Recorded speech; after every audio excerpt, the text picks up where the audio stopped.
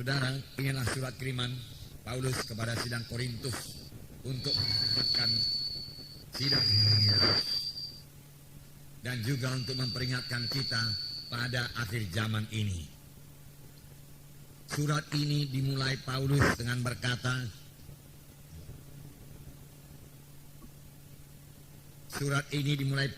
berkata, aku mau supaya kamu mengetahui.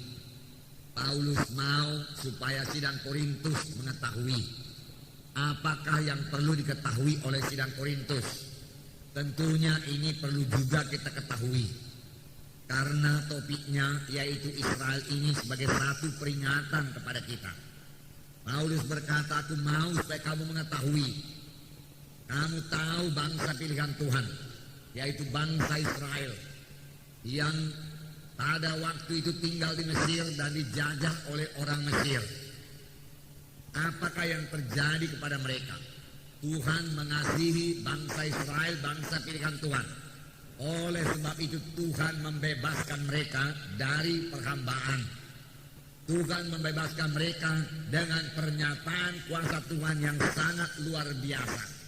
Saudara mengetahui ceritanya dalam buku Keluaran, di mana Tuhan memakai Musa pada waktu itu untuk menghadap Firaun dan minta supaya bangsa Israel dikeluarkan dari tanah Mesir. Firaun menolak karena Firaun membutuhkan mereka, mau terus memperhambakan mereka. Lalu Tuhan menyatakan kuasanya dengan memberikan 10 tulah kepada bangsa Mesir. Saudara masih ingat tulah itu, saudaraku? Air menjadi darah. Kemudian ada tulah katak di seluruh tanah Mesir, tapi di Gosen tidak ada katak. Kemudian lalat pikat, kemudian nyamuk, saudara. Kemudian gelap gulita di seluruh tanah Mesir, tapi di Gosen terang, saudara. Kemudian ada bisul-bisul, kemudian hujan es. Barangkali urutan yang tidak demikian, saudara. Ya, tetapi itulah dia. Belalang pun ada.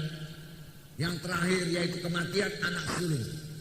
Seluruh anak sulung, termasuk anak sulung dari binatang, semua mati. Karena rumah-rumah orang Mesir tidak dilindungi oleh darah domba. Karena pada malam itu Tuhan berkata, malam ini aku akan menjalani tanah Mesir dan membunuh semua anak sulung di tanah Mesir. Oleh sebab itu sembelihlah domba. Lalu darah domba itu tuahkan, cekkan di jenang pintumu. Di mana aku lihat darah domba itu, kematian tidak bisa masuk ke sana. Saudara, sebentar lalu saya mau mengatakan kepada saudara, inilah kuasa darah Yesus yang sangat berkuasa, yang saudaraku menghambat kematian, menolak kematian. Kalau kematian bisa ditolak oleh darah Yesus, apalagi penyakit, saudaraku, apalagi dosa, saudaraku. Darah Yesus berkuasa, amin. Sampai sekarang darah Yesus berkuasa, amin. Pada waktu itu yang dipakai oleh bangsa Israel hanya darah domba yang merupakan lambang dari darah Yesus.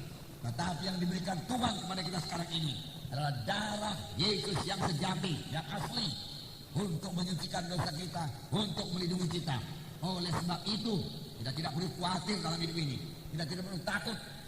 Kita tidak perlu takut mencuri perampok yang nampaknya meningkat pada akhir-akhir ini, saudaraku.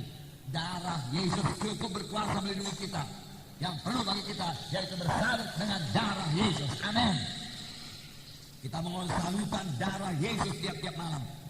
Sebelum tidur kita berdoa, bungkus kami dengan darah Yesus, bungkus anak-anakku dengan darah Yesus, bungkus rumah ini dengan darah Yesus yang berkuasa. Dan malaikat maut itu tidak bisa masuk kemari. Roh kematian tidak bisa ketemu darah Yesus. Roh penyakit, roh setan ini dukun-dukun, pergi kau semua dalam nama Yesus. Roh pencuri, roh perampok, pergi dalam nama Yesus. Dan dia tidak bisa menembus darah Yesus yang berkuasa. Amin, saudara. Darah Yesus tetap berkuasa dan telah diberikan menjadi milik kita. Sesudah tulah yang ke-10 itu, bangsa Israel bisa keluar dari Mesir. Tetapi bangsa Mesir menangis di mana-mana terdengar jeritan tangisan. Anak sulung telah tiada. Mulai daripada anak sulung pengemis sampai kepada anak sulung Firaun, mati semua. Dan orang Israel berkata, orang Mesir berkata, pergi, tinggalkan tanah Mesir. Nanti kami semua mati, Tuhanmu sangat berkuasa. Dan bangsa Israel meminta dari bangsa Mesir, berikan kepada kami emas, perakmu, harta-hartamu semua. Bangsa Mesir ketakutan, dan dia berikan semua, pergilah ambil semua emas perak, ambil semua harta kami, ambil. Lihat, bangsa Israel menjadi kaya dalam tempo satu malam. Ada seorang hamba Tuhan berkata, mereka bekerja paksa 400 tahun lamanya di Mesir. Lalu dalam tempo satu malam, semua upah mereka dirapel oleh Tuhan kembali kepada mereka. Dan mereka keluar dari tanah Mesir dengan kuasa yang besar, dengan berkat yang besar, dengan kemenangan yang besar.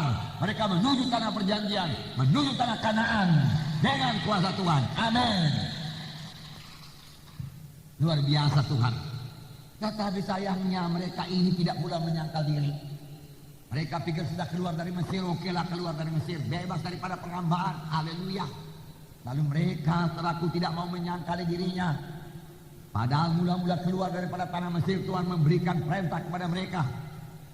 Tuhan memberikan, akulah Tuhan Allahmu, jangan ada ilah yang lain di hadapanmu. Hendaklah kamu kudus karena aku kudus. Kalau kamu mentaati aku, maka segala berkat ini akan datang kepadamu. Keberkatan di kota, keberkatan di ladang, keberkatan di mana saja, keberkatan buah kandunganmu, keberkatan kau semua. Tuhan memberikan perjanjian yang sangat luar biasa.